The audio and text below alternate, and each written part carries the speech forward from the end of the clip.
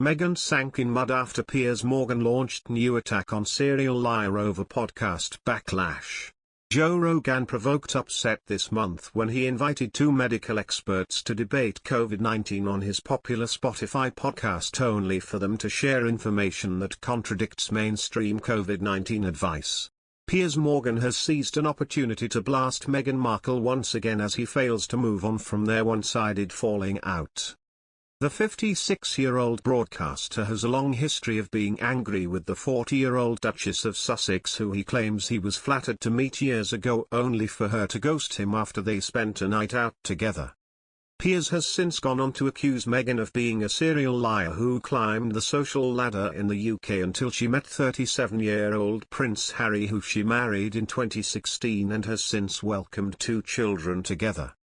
In his new column for the Sun and Rupert Murdoch's broadcasting empire at large, Piers has taken issue with the fact that Meghan has called for a podcast by American podcaster Joe Rogan, 54, to be removed from Spotify after he interviewed two controversial scientists about the COVID-19 virus. Joe, who has a reported $100 million, £74 million, deal with Spotify, has provoked a backlash due to his COVID-questioning podcast. However, he himself has declared he is not an anti-vaxxer and has encouraged many people to get the jab. However, an open letter has been signed by 270 doctors and scientists to request Spotify strip him of his podcasting role on the streaming service.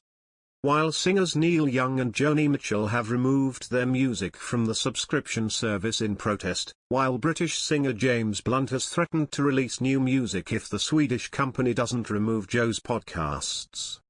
Piers, who has a column called Uncensored for Rupert Murdoch's Empire covering in the New York Post, has also highlighted that Meghan and Harry have added their voices to the backlash against Joe. The royal couple were themselves paid $25 million, £18.6 million, to create podcasts for Spotify, although they have as yet released just one episode which was met with mixed reviews from critics. Piers writes, in a new law, the Duke and Duchess of Sussex have demanded the Swedish streaming platform, which paid them $25 million last year to do their own podcast, do something about Rogan's rampant misinformation. Sorry, what? A pair of two-bit minor British royal family renegades best known for spewing outrageously harmful misinformation to Oprah Winfrey are trying to suppress an American's First Amendment right to free speech. The company vowed to do better when it comes to tackling disinformation, announcing that it is working to add advisory warnings to any podcast discussing COVID-19. Meanwhile, Joe Rogan has pledged to try harder to offer more balanced views on his podcast. This came after artists Neil Young and Joni Mitchell asked to have their music removed from the streaming platform in response to Mr. Rogan's podcast, which they accused of spreading COVID-19 misinformation. Meghan and Harry yesterday weighed into the debate, saying they had expressed concerns to Spotify to ensure changes to its platform are made.